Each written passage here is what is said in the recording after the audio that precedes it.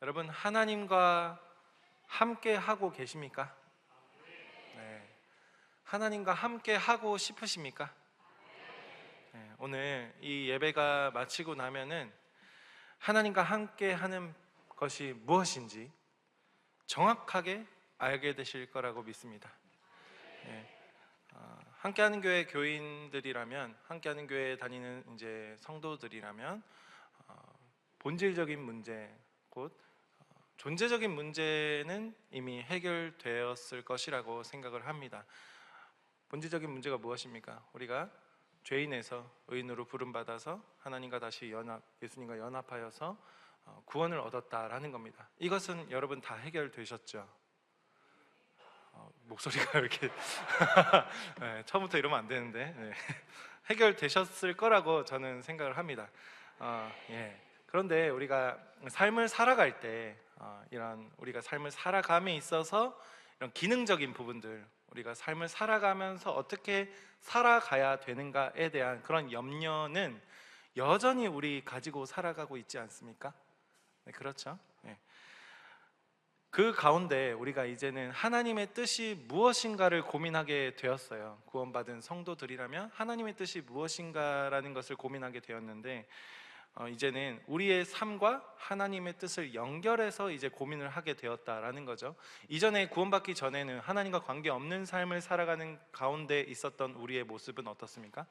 하나님의 뜻이 무엇인지 궁금하지도 않았고, 그저 우리가 어떻게 잘 먹고 잘 살 것인가, 어떻게 하면 행복하게 살 것인가에 대한 것만 고민하면서 살아왔다면, 지금은 우리가 어떻습니까? 하나님의 뜻이 무엇인가? 하나님이 나를 통해 어떤 일을 하실 건가? 내가 하나님 안에서 무엇을 할 것인가? 이런 것들을 고민하면서 내 삶과 하나님을 연결시키면서 살아가고 있다라는 거죠. 자, 그런데 하나님의 뜻이 무엇인지 궁금하지만 여러분들 답을 어디서 얻고 계십니까? 답을 어디서 얻고 계시죠?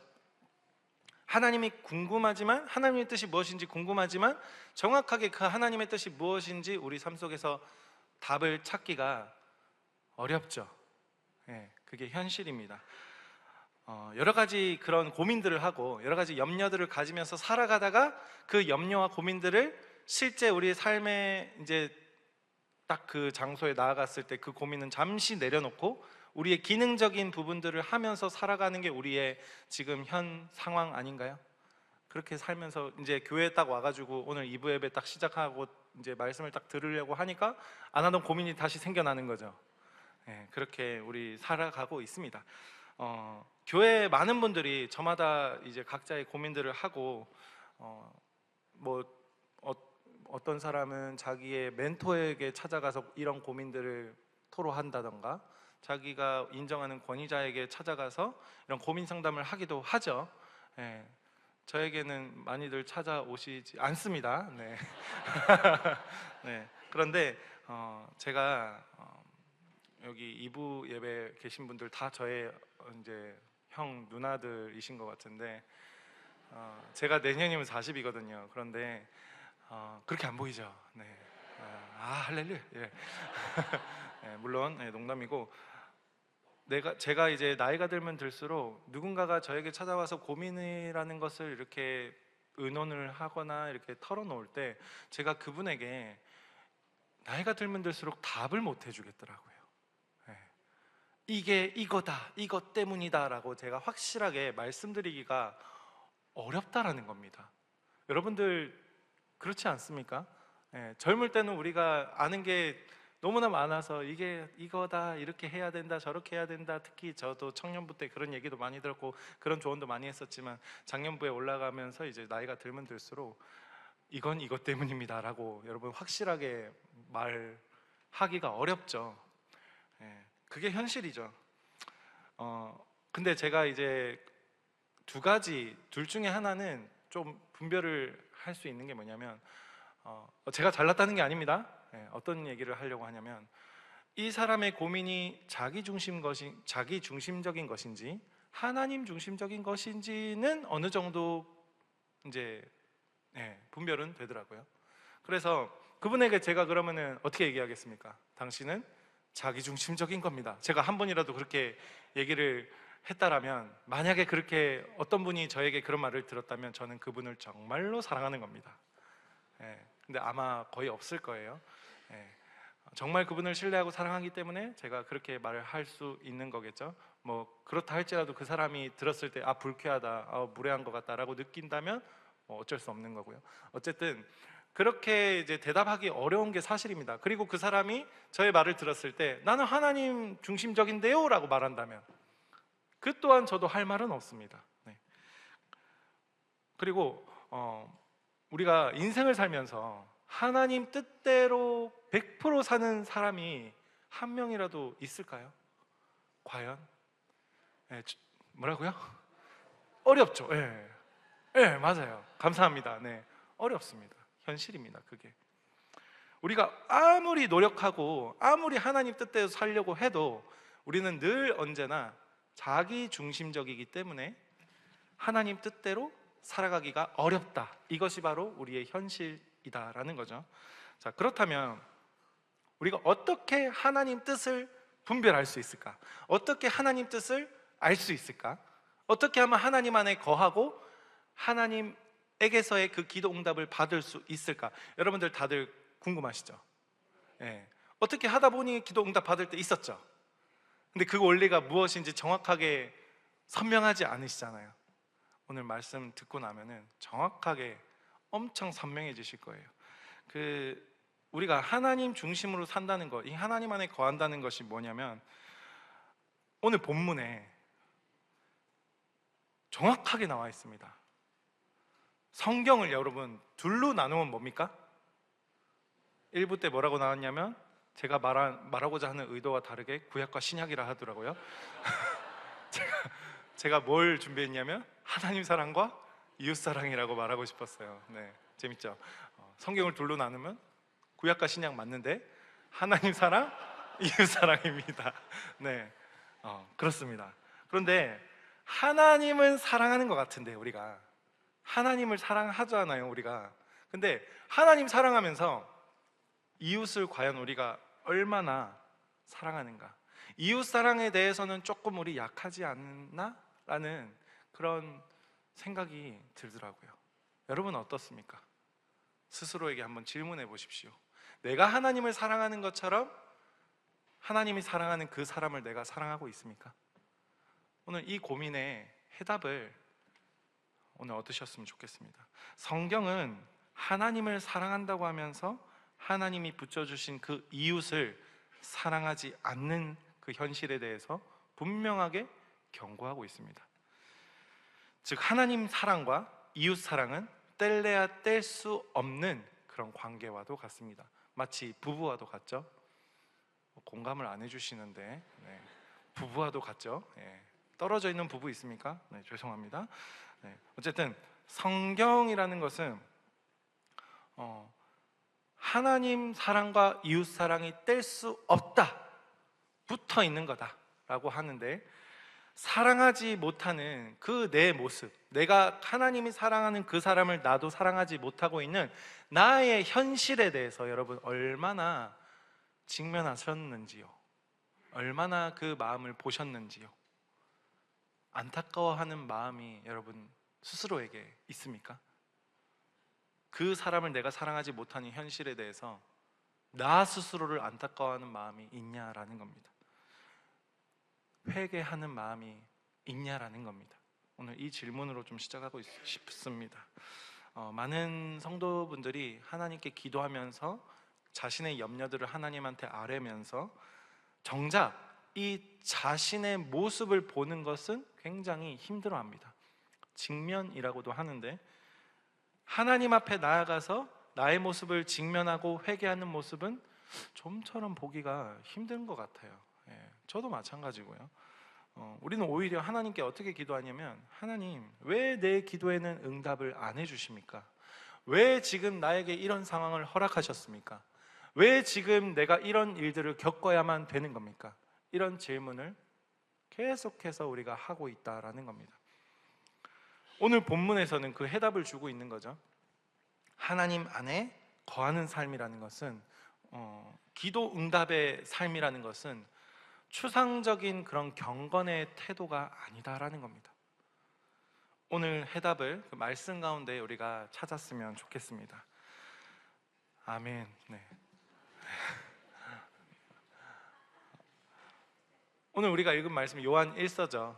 요한 1서 4장인데 본문으로 들어가기 전에 먼저 배경부터 우리가 봤으면 좋겠는 게, 요한 1서의 저자는 사도 요한입니다. 사도 요한이라는 인물은 요한복음에 예수께서 사랑하시는 자라고 했고, 이 사도 요한이라는 사람은 예수님의 제자죠. 예수님의 십자가 현장까지 끝까지 따라간 제자였고, 그리고 부활하신 예수님을 가장 가까이서 경험한 그런 예수님의 제자였습니다. 그러니 요한이 쓴 편지에는 단순히 교리적인 부분만 있는 게 아니라 예수님을 직접 만지고 예수님을 직접 보고 예수님을 직접 경험한 이런 생생한 삶의 고백이 담겨 있다라는 거죠. 이 요한일서가 그리고 당시 이 교회, 이 당시에 있던 이 교회가 당면한 그 문제가 있었다라는 거죠. 문제가 뭐냐면, 초대교회 안에 이 예수님을 믿는다고 하면서도 엉뚱한 가르침을 전하는 이단들이 있었다라는 겁니다. 이단들. 이 이단들 중에서 예수님이 정말로 사람으로 오신 것이 아니다라는 그런 이 영지주의거든요. 영혼은 거룩하고 육체는 타락했고, 이렇게 완전 이분법으로 보는 그 이단이 바로 영지주의인데, 즉 성육신을 부정하는 이단들이 있었다라는 겁니다. 당시에 또 하나님을 사랑한다라고 말을 하면서도 본인은 그 사랑하는 그 사랑이 정작 눈에 보이는 형제는 어떻게 합니까? 사랑하지 않고 자기 자신이 믿고 있는 그 하나님만 사랑하고 있는 모습, 그게 과연 진짜 하나님인지 아무도 알지 못합니다. 그러나 실제로 하나님을 사랑한다고 말을 하면서도 옆에 있는 그 사람을 사랑하지 못하는 그런 현실이었다라는 거죠. 어떻습니까? 우리의 상황과 별반 다를 게 없죠. 겉으로는 신앙이 있어 보이지만 실제 삶에서는 사랑이 보이지 않는 그런 신앙 천지였다라는 겁니다. 우리 지금 묵상 뭐 하고 있습니까? 어떤 본문 하고 있습니까? 묵상 야고보서입니다. 제가 문제 내는 게 아닙니다. 제가 질문하고 제가 다 답할게요. 네. 야고보서를 하고 있습니다. 야고보서 묵상을 하는데 야고보서에서 말하는 게 뭐냐면 믿음과 행위입니다. 그러니까 행함이 없는 믿음은 죽은 것이다 라고 야고보에서 정확하게 이야기하고 있죠. 자, 믿음이 있다고 말하면서 삶 속에서 이 믿음에 대한 나타나는 열매가 없다면 그것은 진짜 믿음이 아니다라고 야고보서에서 얘기를 하고 있습니다. 반면 요한 1서에서는 뭘 얘기하고 있냐면 하나님 안에 거하는 삶, 이 하나님 안에 거하는 삶을 강조하면서 뭘 얘기하고 있냐면 서로 사랑하라. 뭐라고요? 서로 사랑하라. 이 말씀을 계속 반복하고 있습니다. 하나님을 사랑한다고 말하면서 형제를 사랑하지 않는 것은, 형제를 미워하는 것은 거짓말하는 거다라고 분명하게 말씀에서 이야기하고 있다는 겁니다. 자, 겉으로 보면 야고보서는 믿음과 행위, 요한 1서는 사랑과 하나님을 말하는 것처럼 보이는데 조금 더 깊이 들어가 보면 어떤 거냐면 이 두 가지가 결국 같은 이야기를 하고 있는 겁니다. 뭐냐면 야고보서에서 말하는 행위는 단순히 도덕적인 선행을 말하는 게 아니라 믿음을 증명하는 구체적인 삶의 열매를 말하고 있는 거고, 그 행위의 가장 중심에 있는 것이 뭐냐면 바로 오늘 요한일서에서 말하는 사랑입니다. 그래서 요한일서가 말하는 형제를 사랑하는 삶은 야고보서가 말하는 믿음을 증명하는 행위와 같은 선상에 있다라는 거죠. 무슨 말인지 이해가 되시죠? 자, 우리 교회 안에서 어떤 모습을 간혹 가다가 아주 가끔씩 어떤 모습을 보냐면 예배도 빠지지 않고 성경도 열심히 읽고 기도도 열심히 합니다. 그런데 정작 곁에 있는 사람을 향한 그 말과 태도는 어떻습니까? 사랑이 없는 경우가 간혹 가다가 보입니다. 종종 아닙니다. 간혹 가다가 보입니다. 네. 자, 나는 하나님을 잘 믿어라고 하지만 가족이나 공동체 그곳에서 갈등이 생기면은 상대를 향한 그 날카로운 말들, 상대를 향한 날카로운 눈빛, 눈을 네모나게 뜨고 이렇게 쳐다보는 그런 시선들, 용납하기보다 정죄가 앞서는 그런 경우가 있지 않나요? 우리의 삶 가운데 성경에서는 뭐라고 얘기하냐면 그런 것을 진짜 믿음이라고 보지 않습니다. 야고보서는 그런 믿음을 죽은 믿음이라고 했고, 요한은 그런 신앙을 하나님을 사랑할 수 없는 거짓말하는 자라고 완전히 못 받고 있습니다. 믿음이 진짜라면, 여러분들이 가지신 믿음이 진짜라면 사랑으로 드러나야 한다라는 겁니다. 어떻습니까? 믿음과 행위가 떨어질 수 없죠. 믿음과 행위가 떨어질 수 없듯이 하나님 사랑과 이웃 사랑도 결코 분리될 수 없다라는 겁니다. 결국엔 신약 성경 전체가 한 목소리로 말하는 건 뭐냐면, 하나님을 믿는 믿음은 사랑이라는 행위로 드러난다. 그리고 그 사랑이 바로 하나님 안에 거하는 증거다라는 겁니다. 자, 즉 왜 이렇게 분위기가 이렇죠? 믿음은 이 사랑이라는 행위로 드러나는 거고, 사랑이라는 행위는 또 믿음으로부터 비롯되는 겁니다. 이 연결되어 있다라는 거죠. 그래서 믿음과 행위가 따로 놀 수 없는 것처럼 하나님 사랑과 이웃 사랑도 절대 분리될 수 있다 없다? 없다. 없다라는 겁니다. 그래서 하나님을 믿는 분들은 반드시 이 사랑이라는 행위로 드러나야 한다라는 겁니다. 우리 자신에게 한번 물어봅시다. 사랑이 나에게서 넘쳐 흐르고 있습니까? 스스로 질문해 보셨죠? 대답하지 마세요. 분위기 이상해지니까. 하나님을 믿는 믿음의 열매는 결국 형제를 사랑하는 거예요. 바울도 갈라디아서 5장에서 이렇게 말하고 있습니다. 그리스도 예수 안에서 할례나 무할례가 효력이 없되 사랑으로 역사하는 믿음뿐이니라. 사랑으로 역사하는 뭐라고요? 믿음뿐이니라. 믿음은 사랑으로 드러나는 겁니다. 그래서 우리가 야고보서를 묵상하다가 요한 1서를 딱 보면은 어떠냐면, 서로 다른 성경이 아니라 서로를 비춰주는 그런 거울처럼 보여요. 제가 그랬고요. 야고보서가 말한 이 믿음과 행위가 요한이 말한 하나님 안에 거하고 서로 사랑하는 것으로 완성되는 거다라는 겁니다. 그래서 이제 본론 들어가게요. 염려는 인간의 연약함에서 비롯되는 겁니다. 우리가 살아가면서 끊임없이 마주하는 게 뭡니까? 염려들. 하나님과 단절되면서 생겨난 것이 불안. 그거로 비롯된 것이 염려입니다. 자, 여러분들 나는 누구인가, 뭐 하나님의 뜻은 무엇인가, 이런 것들 고민하시죠? 계속해서. 이런 것들을 잘 붙들면서 살아가면서 염려도 같이 하는데, 염려라는 것은 여러분 단순히 성격이 예민해서가 아니라 인간 자체가 불완전하기 때문에 이 염려가 있을 수밖에 없다라는 겁니다. 그래서 염려를 해결하려고 이겨내 보려고 할 필요가 없다라는 겁니다. 염려는 올라오는 거예요. 어쩔 수 없이 생기는 겁니다. 여러분도 노력해서 염려하시는 분들 계십니까? 한 명도 없죠. 염려를 어떻게 노력하려고 해도 노력하지 않아도 생기는 건데, 그건 무슨 말이냐? 우리가 불완전하기 때문에, 우리가 하나님이 아니기 때문입니다. 우리는 연약한 인간이기 때문에. 하나님은 완전하시고 하나님 절대 변하지 않으시는 분이시지만 우리는 어떻습니까? 너무 부족하고 우리는 연약한 존재이기 때문에 항상 불안할 수밖에 없다, 라는 겁니다. 예를 들어서 여러분, 어머니 품에 안겨있는 아이 어떻습니까? 포근해 보이죠? 이럴 때 사진을 딱 준비했었어야 됐는데, 어쨌든 어머니 안에 딱 품에 안겨있는 아이가 어때 보입니까? 너무 포근하고 불안해 보이지 않고 안정감 있잖아요. 근데 아빠 품에 안기면 불안해 보입니다. 어쨌든 네. 이 아이가 아무것도 할 수 없기 때문에 엄마 품에 딱 안겨 있을 때는 그렇게 안정감이 있는 겁니다. 근데 엄마 품에서 딱 벗어나면 어떻습니까? 불안해가지고 울고.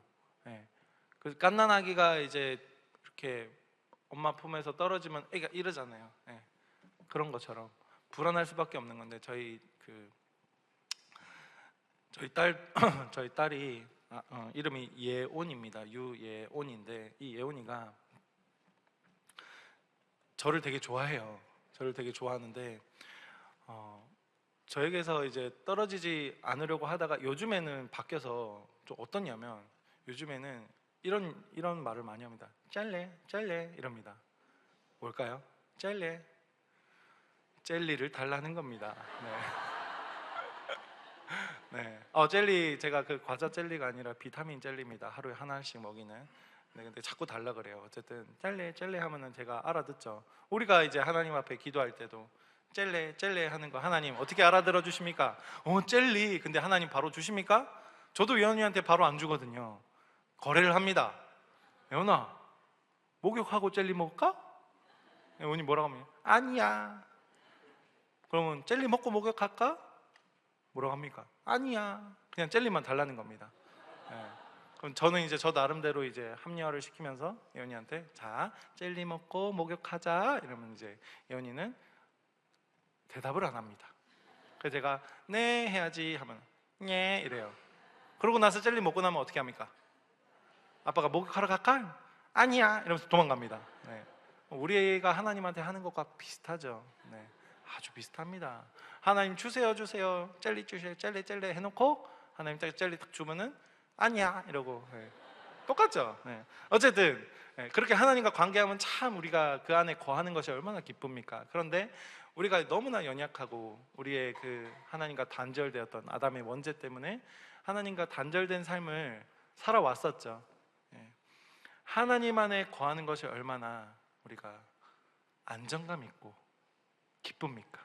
그런데 오늘 하나님께서 그 안정감 안에 거하고 가만히 있을 게 아니라 하나 더 뭘 말했습니까? 서로 사랑하라. 우리가 불안해하는 것은 인간의 연약함에서 비롯된 것이기 때문에 우리의 원죄 때문인 것이기 때문에 우리가 해결할 수 없는 거죠.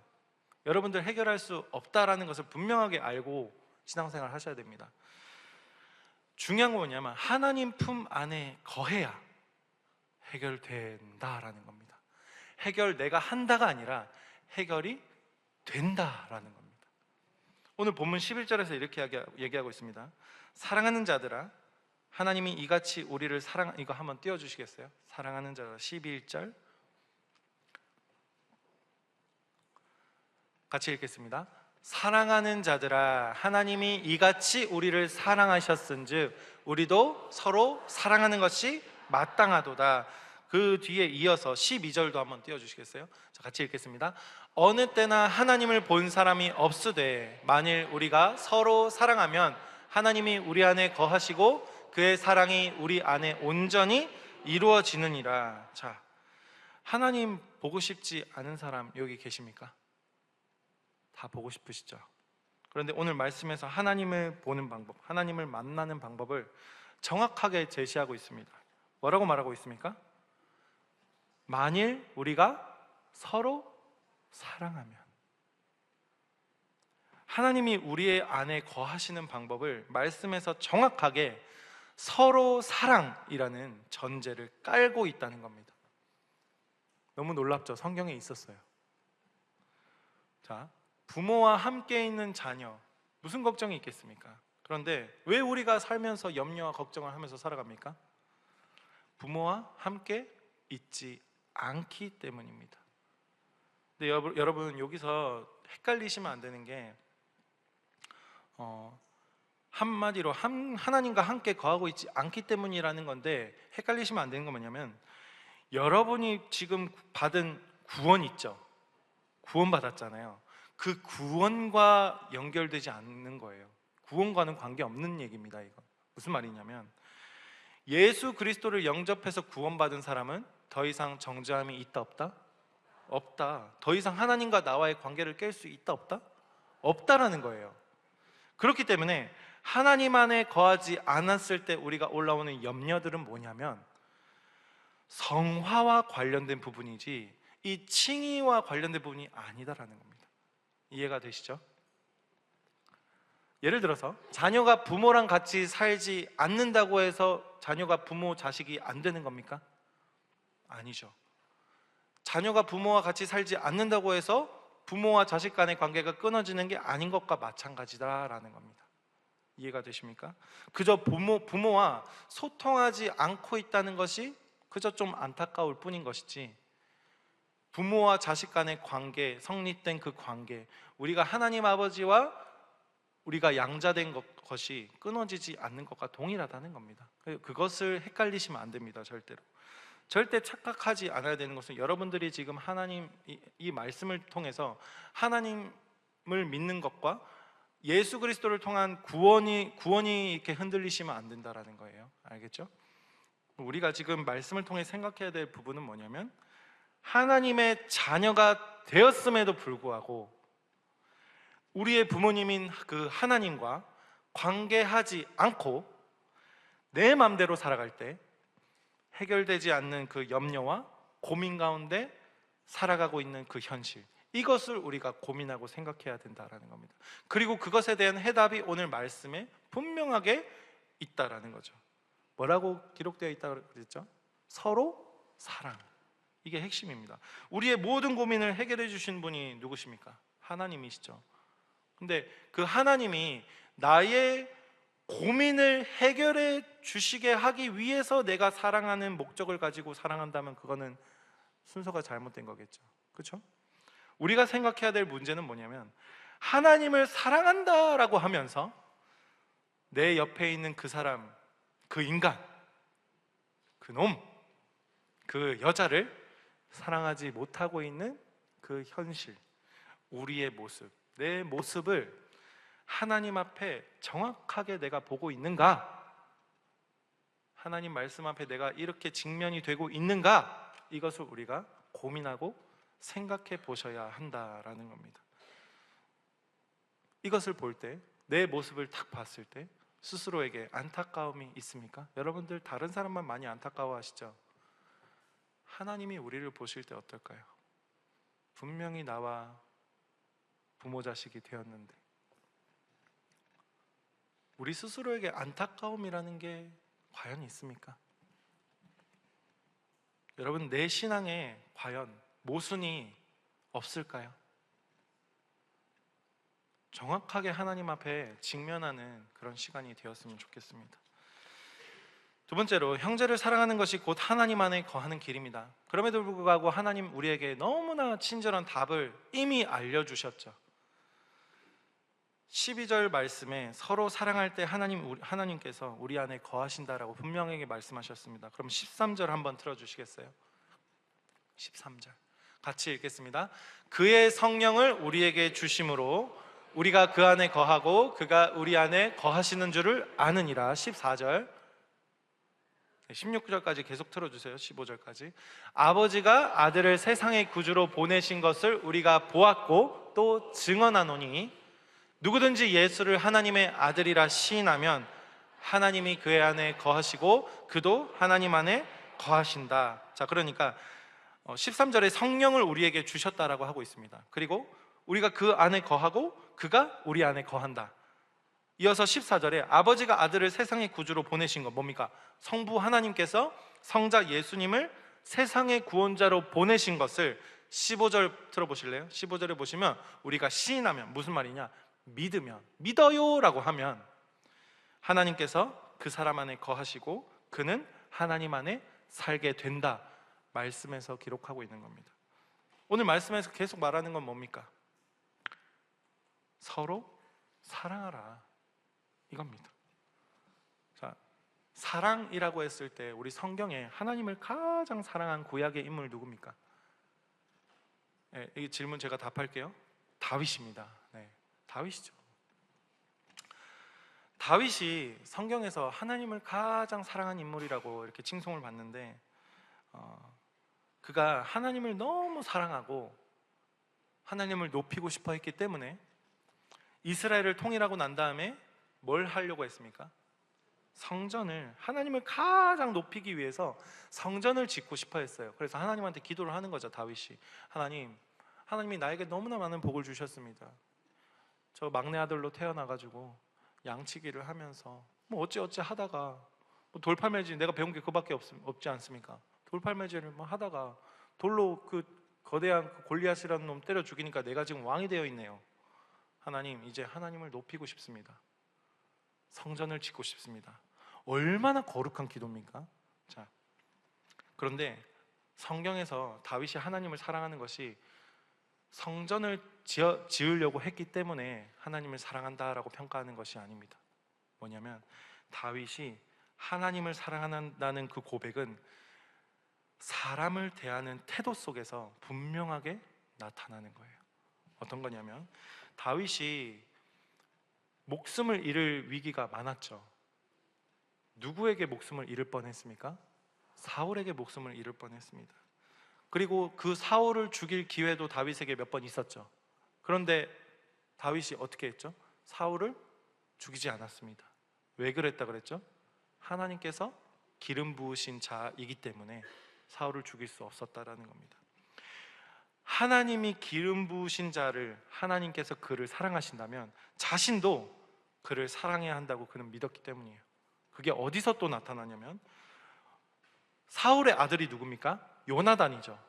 자, 다윗이 요나단을 얼마나 사랑했습니까? 원수의 아들인 거예요. 어떻게 보면 여러분, 원수의 아들 가만 냅두겠습니까? 상식적으로 바로 죽여야죠.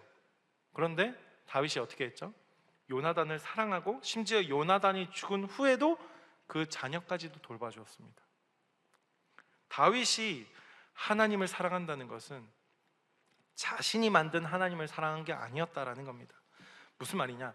하나님이 사랑하시는 사람을 함께 사랑했다라는 거예요. 바로 그 점에서 다윗이 하나님 안에 거하는 길을 걸었다라는 겁니다. 그래서 하나님이 다윗에게 어떤 기도 응답을 해주셨습니까? 다윗이 성전을 짓고 싶습니다 했을 때 다윗, 오 그래, 네 기도 좋다. 어떻게 응답했습니까? 성전 짓기를 허락하지 않으셨죠. 여러분, 아무리 거룩한 기도라도 하나님이 아니다라고 하면은 아닌 거죠. 근데 다윗의 반응 어땠습니까? 그때 하나님을 미워했습니까? 하나님께 등을 돌렸습니까? 아니죠. 다윗은 그 하나님 말씀에 순종했습니다. 다윗이 하나님을 그렇게 사랑했다라는 겁니다. 우리는 내가 기도하는 것을 하나님의 기도라고 굳게 믿고, 내가 거룩하다고 생각하는 것을 하나님이 거룩하게 여기실 거라고 굳게 믿고 기도하는데, 여러분, 기도 응답은커녕 하나님이 소통하는 것이 무엇인지조차 잘 알지 못하고 살아오지 않았어요? 저에게도 하는 말입니다. 다윗의 제 예를 제가 들은 것처럼 우리가 하나님 안에 거하기 위한 핵심 요소는 뭡니까? 성경에서 계속 말하고 있는 게 뭡니까? 사랑입니다. 여러분, 사랑하십니까? 그런데 그 사랑이라는 것이 내가 좋은 것만 사랑하고 내가 필요한 것만 사랑하는 나 중심적인 사랑이 아니라 하나님 권위에 순종하는 믿음 안에서의 사랑을 이야기하고 있다라는 겁니다. 좀 어렵나요? 하나님을 사랑한다라는 것은 그 하나님의 권위 안에서 이 안에 있는 나의 믿음으로 하나님을 사랑하는 겁니다. 내가 하고 싶은 사랑, 나에게 필요한 사랑을 하는 게 성경에서 말하는 사랑이 아니라 하나님의 권위에 순종하는 그 믿음 안에서 사랑을 이야기하고 있다라는 겁니다. 그래서 우리가 나는 사랑합니다라고 아무리 말해도 옆에 있는 형제 자매를 미워하고 용서하지 못한다면 그것은 하나님 안에 거하는 삶이 아니고 하나님을 사랑하는 것이 아니다라는 겁니다. 요한은 중요한 사실을 선포합니다. 16절에 사랑 안에 거하는 자는 하나님 안에 거한다. 반대로 해봅시다. 하나님 안에 거하는 자는 뭡니까? 그럼 사랑 안에 거하는 겁니다. 우리가 흔히 하나님 안에 거한다라고 했을 때 뭔가 어떤 특별한 그런 영적 체험이나 거룩해 보이는 것이나 뭐 신비한 은혜의 순간, 그런 것들을 떠올릴 때가 많은데 요한은 그런 걸 얘기하지 않습니다. 멀리 있지 않고 뭐냐면 하나님 안에 거하는 가장 확실한 길은 바로 서로 사랑하는 겁니다. 세 번째입니다. 사랑 안에 거할 때 두려움과 염려는 사라지게 된다. 여러분들, 하나님과 단절되면서 우리가 원죄로 인해서 바로 생겨난 것이 뭐였습니까? 불안입니다. 염려입니다. 그것이 사랑 안에 거할 때 사라지게 된다. 오늘 말씀에서 분명하게 약속하고 있는 겁니다. 하나님 안에 거하면 어떤 일이 일어납니까? 마음속 깊은 자리로부터 이 두려움, 이 염려가 사라지게 되는 겁니다. 여러분, 그런 거 경험한 적 있지 않으세요? 내 상황은 변하지 않았는데 내 마음은 그대로인 거 경험해 보셨죠? 근데 우리가 왜 늘 염려합니까? 내가 붙들고 있는 것이 불완전한 것이기 때문입니다. 내가 하나님을 붙들고 있는 것인지, 아니면 돈, 건강, 사람, 이런 상황들, 그런 것들을 붙들고 있을 때 불완전하다라는 겁니다. 그래서 오늘 우리가 항상 흔들릴 수밖에 없다라는 거죠. 본문의 17절, 18절에서 이렇게 말하고 있습니다. 같이 한번 읽어보겠습니다. 17절, 18절. 이로써 사랑이 우리에게 온전히 이루어진 것은 우리로 심판날에 담대함을 가지게 하려 함이니 주께서 그러하심과 같이 우리도 이 세상에서 그러하니라. 사랑 안에 두려움이 없고 온전한 사랑이 두려움을 내쫓나니 두려움에는 형벌이 있음이라. 두려워하는 자는 사랑 안에서 온전히 이루지 못하였느니라. 우리가 서로 사랑할 때 하나님의 사랑이 우리 안에서 온전히 이루어지고 그 사랑이 우리의 두려움을 몰아내는 겁니다. 그런 경험 한 적 있죠? 여러분, 밤에 잠 못 이룰 때, 하루 종일 하는 일이 없어가지고 막 잠을 너무 많이 자가지고 잠 못 이루는 그런 밤 말고요. 그걸로 인해서 막 고민거리나 걱정거리들, 막 염려들이 떠오른 그런 밤 말고요. 진짜 염려나 걱정거리들이 너무 많아서 밤잠 이루지 못할 때, 너무 피곤한데 유튜브 보다가 잠 못 이루는 거 말고요. 그때 누가 내 곁에서 따뜻하게 손을 꽉 잡아주고 괜찮다 라고 한마디 해주면, 여러분 어떻습니까? 그런 경험 있으신 분들 계시죠?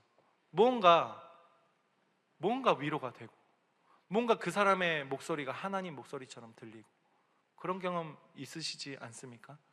그 사람은 뭔가 한 게 없는데 나는 그 음성을 듣고 너무나 고요한 그런 평온 속에 들어가는 경험. 사랑이라는 것은 그 사람이 사랑의 언어로 나에게 표현해 주기 때문이거든요. 사랑이라는 것은 이 두려움이라는 것을 몰아내는 그 힘을 가지고 있다라는 겁니다. 19절에서 요한이 이렇게 말하고 있습니다. 우리가 사랑함은 그가 먼저 우리를 사랑하셨습니다. 결국 우리의 사랑의 원천은 어디에 있냐면 예수 그리스도다라는 겁니다. 우리가 힘써 억지로 만들어내는 것이 아닙니다. 예수 그리스도께서 우리의 죄를 대신해서 십자가에 못 박혀 죽으시고 다시 부활하셔서 우리의 죄를 다 해결해 주셨다. 예수님의 그 사랑 때문에 우리가 억지로 만들어내서가 아니라 먼저 우리를 사랑하신 그 예수님의 사랑을 받아들일 때, 우리가 그 예수님의 사랑을 우리가 받아들일 때 예수님의 사랑으로 우리가 흘러 넘치게 된다. 이게 복음의 원리입니다. 나에게서 사랑이 안 나온다니까요. 여러분 아무리 노력해 보십시오. 조금은 할 수 있겠죠. 근데 여러분 에너지가 빠집니다. 그럴걸요. 분명히 그럴걸요. 여러분 힘으로 사랑한다면 힘듭니다. 지칩니다. 오래 못 섬깁니다. 오래 못 갑니다. 그런데 예수님의 사랑으로 내가 흘러 넘칠 때, 흘러 넘치면은 어떻게 됩니까? 물을 계속 틀면 흘러 넘치잖아요. 이거 할 수도 없고 지금 보여줄 수도 없고 여기 물바다가 되는데, 어쨌든 흘러 넘치면 다 적셔지잖아요. 본인의 의지와 상관없이 옆에 주위가 다 적셔지잖아요. 그 사랑으로 적셔지게 된다라는 거죠. 여러분들 의지를 들여서 손으로 지금 물을 탁 이렇게 해가지고 이렇게 하면 요 한 부분밖에 물이 안 묻잖아요. 묻는 정도잖아요. 근데 지금 보여드리고 싶은데 어쨌든 물만 이렇게 계속 보면은 다 적셔지겠죠. 마찬가지인 거예요. 여러분 이렇게 찍어가지고 이런 식으로 사랑하면은 한계가 있다라는 겁니다. 그래서 예수님의 사랑을 우리가 받아들일 때, 예수님의 사랑이 내 마음 가운데 흘러넘칠 때 자연스럽게 하나님 사랑과 이웃 사랑이 실천되는 겁니다. 그리고 20절, 21절에서 요한이 다시 한번 강조하고 있습니다. 20절, 21절 같이 한번 또 틀어주십시오. 같이 읽겠습니다. 누구든지 하나님을 사랑하노라 하고 그 형제를 미워하면 이는 거짓말하는 자니 보는 바 그 형제를 사랑하지 아니하는 자는 보지 못하는 바 하나님을 사랑할 수 없느니라. 우리가 이 계명을 주께 받았나니 하나님을 사랑하는 자는 또한 그 형제를 사랑할지니라. 자, 요한은 단호하게 정리하고 있습니다. 하나님을 사랑한다면 반드시 형제를 사랑해야 한다. 못 받고 있습니다. 형제를 사랑하지 않는다면 하나님을 사랑한다는 말은 거짓말이 되는 겁니다. 오늘 말씀은 딱 한 가지만 말하고 있죠. 하나님 안에 거하는 방법은 뭡니까? 서로 사랑하는 겁니다. 그리고 그 사랑 위에서 우리의 염려와 두려움은 다 사라지게 되는 놀라운 이 체험을 분명히 하실 겁니다. 이 성령 체험 별다른 게 없습니다. 이런 겁니다. 하나님의 사랑이 우리 안에 완전해질 때 우리는 이 세상의 불완전함과 내 염려와 걱정 그런 것들이 매여지지 않게 되고 더 이상 온전히 하나님 안에서 우리가 영원히 평안을 누릴 수 있게 된다라는 겁니다. 결론입니다. 오늘 요한일서 4장 11절에서 21절 말씀을 통해서 제가 세 가지를 말씀드렸습니다. 첫 번째는 염려라는 것은 인간의 연약함에서 비롯된다. 우리 스스로는 늘 불완전하기 때문에 늘 두려움과 염려 속에서 살아가게 됩니다. 왜요? 원죄 때문에, 죄 때문입니다. 근데 그 죄를 해결하신 분이 누구라고요? 예수 그리스도입니다. 그래서 그 예수 그리스도의 사랑이 내 안에 흘러넘칠 때 하나님을 사랑하고 이웃을 사랑하게 된다. 그래서 두 번째는 형제를 사랑하는 것이 곧 하나님 안에 거하는 길이다. 하나님께서는 사랑이시기 때문에 우리가 그 하나님의 사랑 안에 거할 때 결국 이웃까지 사랑할 수 있게 된다라는 겁니다. 반대로 이웃을 사랑할 때 하나님 안에 거하는 것이다 라는 거죠. 다윗이 하나님을 사랑한다는 그 고백도 사람을 대하는 그 태도 속에서 정확하게 드러났던 것처럼 우리도 내 옆에 계신 그 사람, 그리고 그 인간, 그 놈, 그 여자를 사랑할 때 하나님과 연결되는 겁니다. 아멘이십니까? 그 인간 사랑할 때 아멘이십니까? 네. 그래서 하나님 안에 거할 때 또한 우리의 두려움과 우리의 염려가 해결된다. 네. 하나님의 사랑이 우리 안에 완전히 거해질 때 우리의 두려움은 떠나가게 돼요. 네. 걱정할 게 없어요. 그리고 담대함이 생깁니다. 심판 앞에 담대한 것처럼 세상 앞에도 담대함이 생긴다라는 겁니다. 그래서 밑도 끝도 없는 자존감, 음의 기사로 이런 거 있잖아요. 네. 그래서 결국 염려에서 시작한 우리가 오늘 말씀을 통해서는 사랑으로 끝을 맺게 되는 거죠. 하나님의 사랑이 우리 안에 흘러 들어와서 서로 사랑으로 이어지고 그 사랑 안에서 우리가 함께 하나님 안에 거하게 된다라는 겁니다. 그래서 결국에는 우리의 염려와 두려움이 사라지게 된다. 이게 오늘 말씀의 원리입니다. 적용입니다. 그렇다면 우리가 어떻게 이 말씀을 삶 속에서 붙잡고 살아갈까? 첫 번째로 나를 돌아보는 겁니다. 여러분들 다른 사람 많이 판단하고 사시죠? 나를 오늘 한번 돌아봤으면 좋겠습니다. 내가 하고 있는 그 염려, 내가 하고 있는 걱정거리가 나 중심적인 것인지 하나님 중심적인 것인지 한번 점검해 보셨으면 좋겠습니다. 자기 중심적인 염려는 끝이 없어요.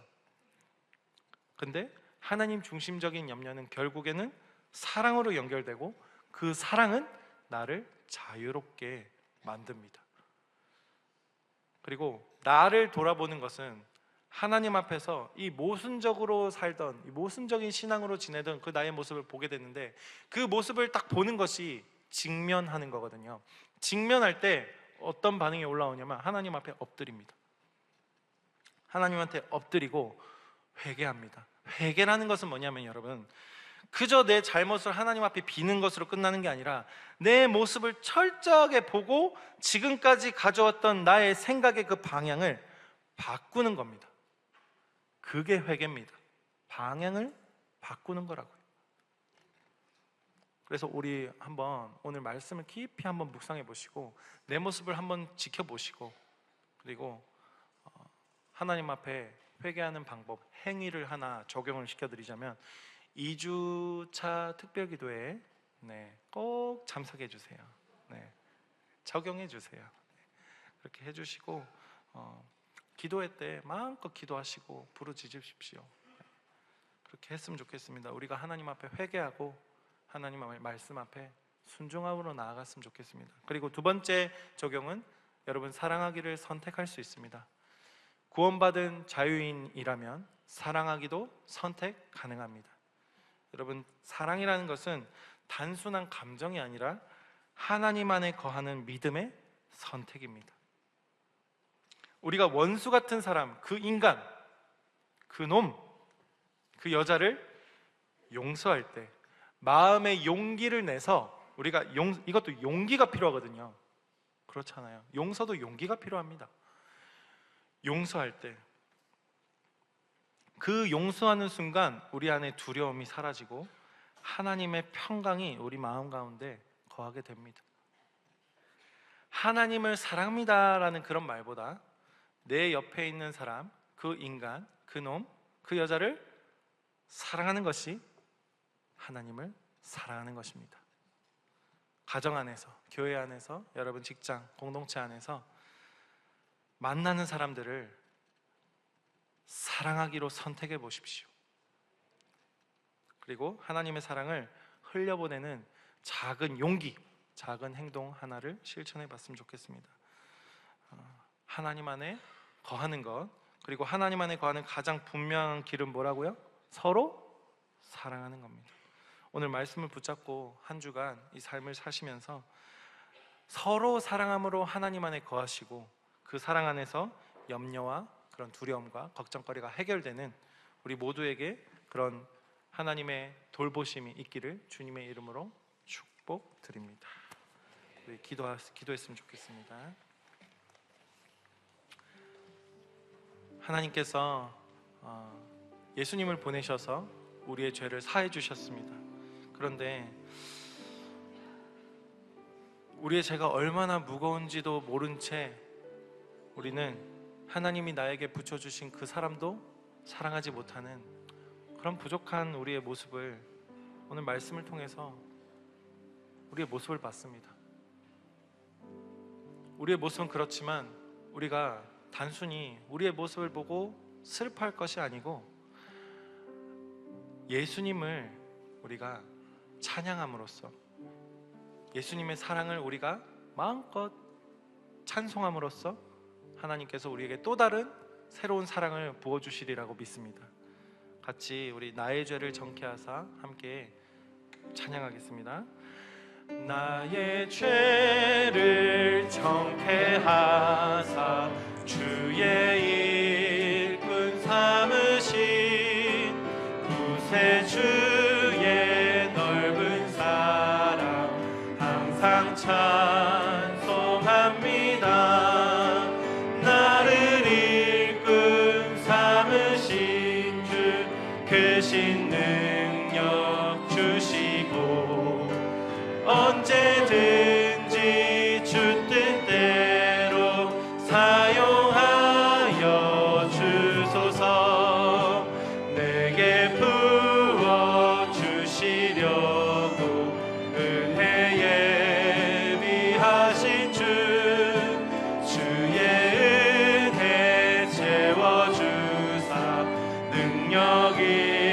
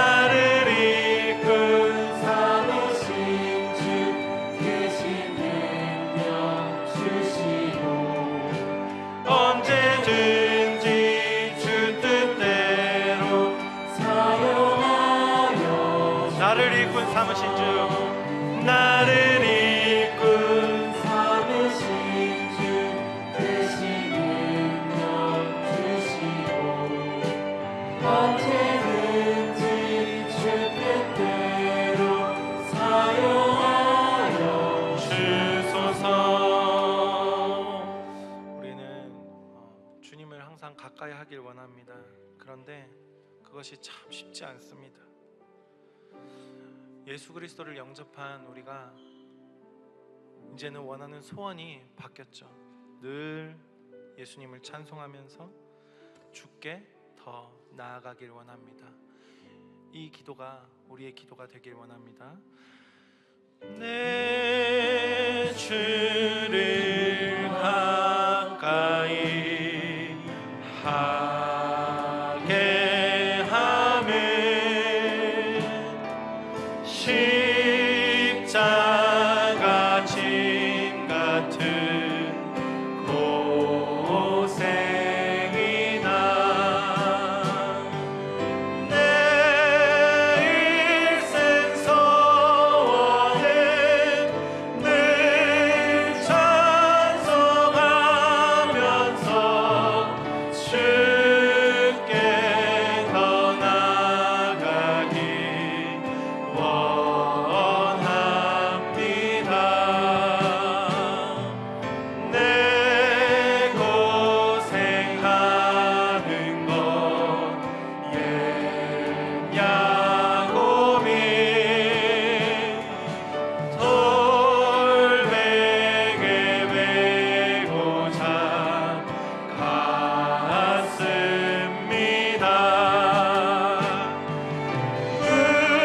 꿈에도 소원은 늘 찬송하면서 주께 더 나아가기 원합니다.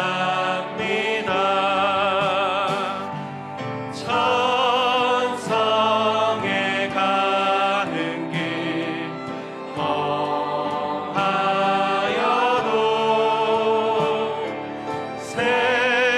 생명길 되나니 은혜로다.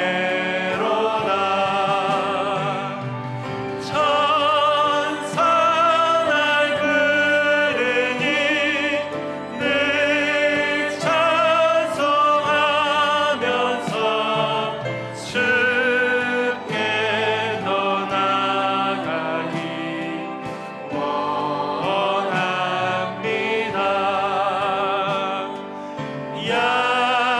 야곱이 잠 깨어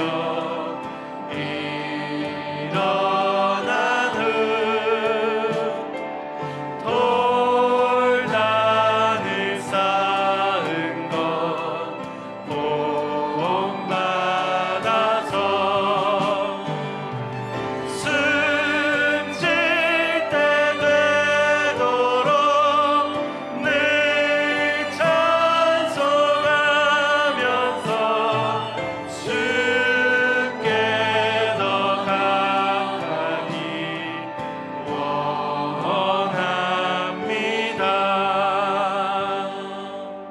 이제는 우리가 구주 예수를 의지하기 원합니다. 예수를 믿는 것은 받은 증거가 많기 때문입니다. 예수 귀한 믿음 우리에게 더욱 주시옵소서. 우리 박수 치면서 찬양하시겠습니다.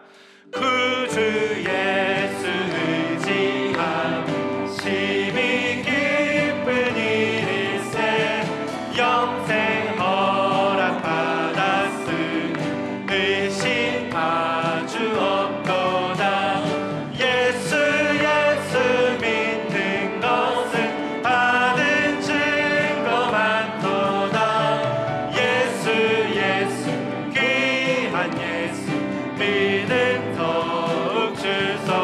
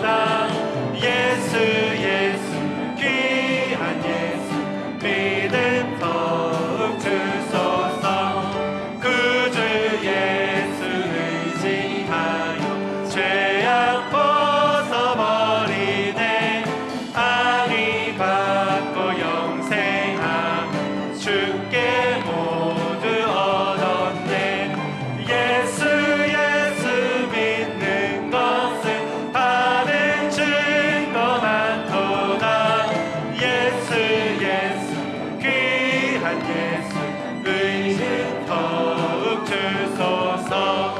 그 주 예수 의지하여 구원함을 아멘. 영원 무궁지나도록 주여 함께 하소서. 예수 예수 믿는 것은 많은 증거 많도다. 예수 예수 귀한 예수 믿음 더욱 주소서. 예수 예수 믿는 것은 많은 증거 많도다. 선포하십시오. 예수 귀한 예수 믿음 더욱 주소서. 예수 예수 예수 예수 믿는 것은 많은 증거 많도다. 예수 예수 귀한 예수 믿음 더욱 주소서. 예수 예수 믿는 것은 받은 증거 많도다. 예수 예수 귀한 예수 믿음 더욱 주소서. 그 하나님께 영광의 박수 올려드리겠습니다. 하나님, 오늘 우리에게 하나님을 사랑하는 것과 이웃을 사랑하는 것의 그 복음을 알려주셨습니다. 아버지, 우리에게서는 사랑할 능력이 없음을 고백합니다. 그렇기 때문에 예수 그리스도의 십자가의 보혈로 우리를 적셔 주셔서 하나님, 우리에게서 이 사랑이 흘러넘칠 수 있도록 성령 하나님 마음껏 복의 복을 더하여 주시옵소서. 아버지, 우리가 귀한 예물을 하나님 앞에 들고 나와왔습니다. 주님, 우리의 이 신앙 고백을 받아 주시옵소서. 아버지 하나님, 부족한 우리의 재정과 부족한 우리의 체력과 부족한 모든 것들을 하나님 능히 채워주실 분이 바로 하나님이심을 고백합니다.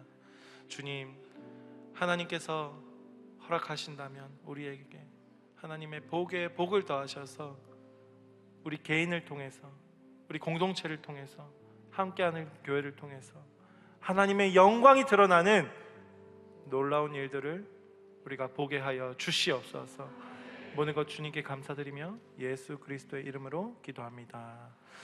지금은 우리 주 예수 그리스도의 은혜와 하나님 아버지의 놀라우신 사랑과 성령의 교통하심과 충만하심이 오늘도 하나님 사랑과 이웃 사랑을 실천하고자 하는 우리 성도들 머리 위에 지금으로부터 영원토록 항상 함께 있을지어다. 아멘.